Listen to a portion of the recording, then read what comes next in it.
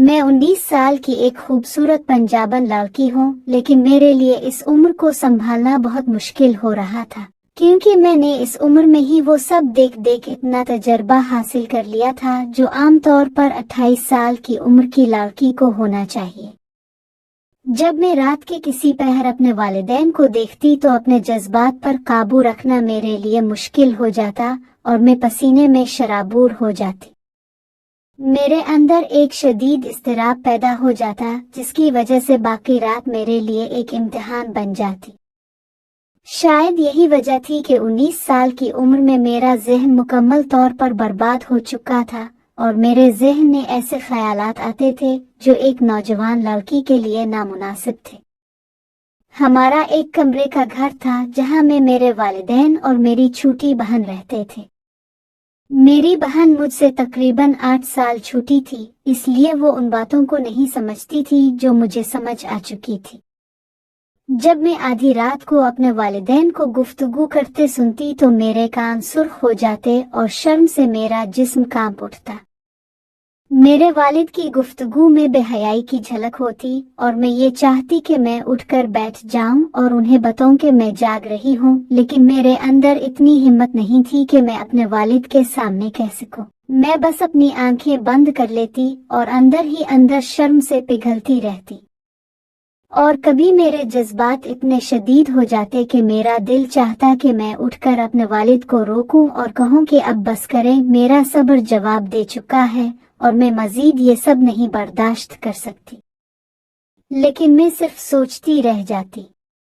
घर के हालात भी अच्छे नहीं थे, हम काफी गरीब थे और फिर हर रात इस अजियत को सहते हुए अपने माँ बाप को इस हालत में देखने के बाइस मैं अंदर ही अंदर एक नामालूम आग में जलने लगी थी।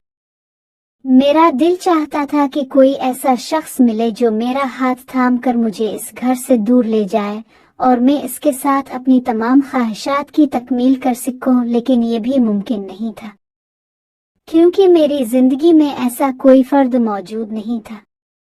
फिर एक दिन मैंने फैसला किया कि मैं घर से बाहर निकलकर एक अच्छी सी नौकरी तलाश करूंगी और साथ ही अपना हमसफर भी, और इस एक कमरे की जिंदगी से अपनी जान छुड़ा लूंगी, क्योंकि मैं मजीद इस तरह तड़पते हुए जिंदगी नहीं गुजार सकती थी।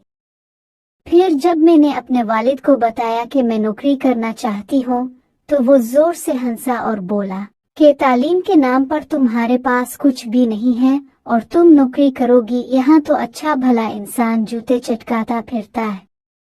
मेरे वालिद की इस बात ने मेरी खुददारी पर जब लगा दी, तो मैंने गुस्से में कहा कि अब देखिएगा कि मैं 4 दिन में नौकरी तलाश कर लूंगी और फिर ये घर छोड़कर चली जाऊंगी। मेरे वालिद ने मेरी बात सुनकर मुझे एक तेज नजर से देखा और कहा कि ठीक है, जाओ और अपना शौक पूरा कर लो, लेकिन अगर तुम्हें नौकरी नहीं मिली तो दोबारा इस घर की दहलीज पार करने के बारे में सोचना भी मत। मेरे वालिद की ये बात सुनकर मेरा दिल कांप उठा, लेकिन अगले ही दिन मैं तैयार होकर नौकरी की तलाश में निकल पड़ी। मेरी वालिदा तो किसी तौर पर भी इस मामले में शामिल नहीं थी, क्योंकि वो तो रात भर वालिद की अजियत बर्दाश्त करने के बाद सुबह देर तक सोई रहती थी और जब उठती तो अपने थके हुए वजूद के साथ घर के कामों में मसरूफ हो जाती। मगर वो दिन भर शर्म के बाइस हमसे अपना चेहरा छुपाए रखती थी। उन्हें ये एहसास था कि मैं अब जवान हो गई हूँ और उन तमाम मामलात की समझ बोझ रखती हूँ, और उन्हीं तमाम हालात से तंग आकर मैंने घर से बाहर निकलने का फैसला किया था। लेकिन मुझे ये भी मालूम नहीं था कि किस जगह जाना है और क्या बात करनी है। मैं तो बस घर से निकली और रिक्शे वाले से कहा कि मुझे ऐसी जगह ले चलो जहां बहुत सारी फैक्ट्रियां हों और मुझे कोई नौकरी मिल जाए। जो जमा पूंजी मेरे पास थी वो मैंने इसके हाथ में दे दी, तो वो मुझे एक फैक्ट्री के सामने ले गया और कहा कि यहाँ रोज नई लड़कियों को भर्ती किया जाता है, तुम भी अपनी किस्मत आजमा लो।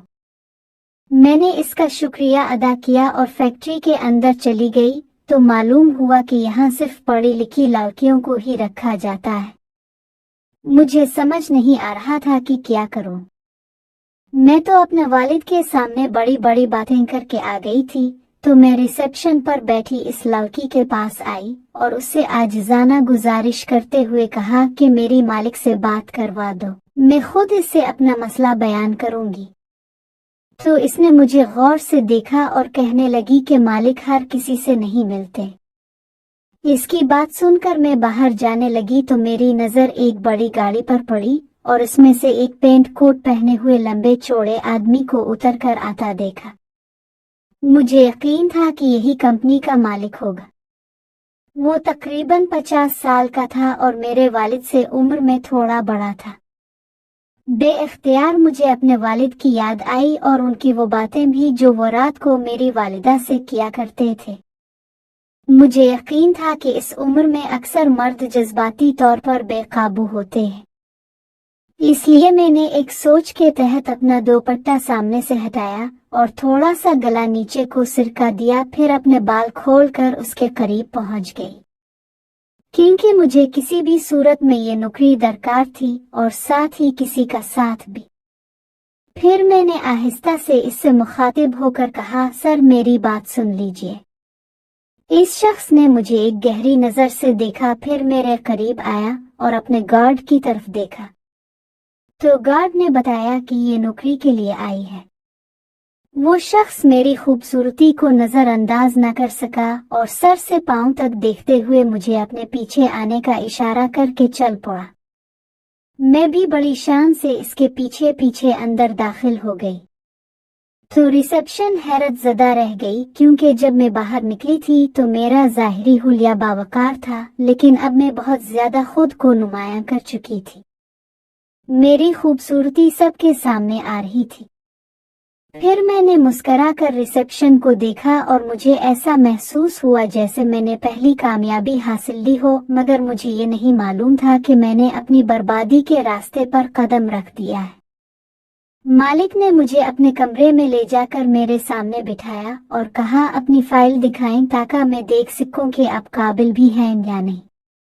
मेरे पास तो कोई फाइल थी ही नहीं, लिहाजा मैंने इनकार में सर हिलाया और कहा कि मैं पढ़ी लिखी नहीं हूँ, लेकिन नौकरी करना चाहती हूँ। तो वो कुछ देर तक मुझे खामोश नजरों से देखता रहा, फिर उठकर मेरे करीब आया और कहने लगा, तुम पढ़ी लिखी नहीं हो तो तुम्हें नौकरी कौन देगा। मैं कुर्सी पर बैठी थी और वो मेरे करीब टेबल पर कुछ झुक कर बैठा था, जिसकी वजह से मेरा सांस रुकने लगा। बहुत मुश्किल से मैंने ये बात कही कि सर मुझे मुलाजमत की जरूरत है, क्योंकि मेरे घर की सूरत हाल अच्छी नहीं है।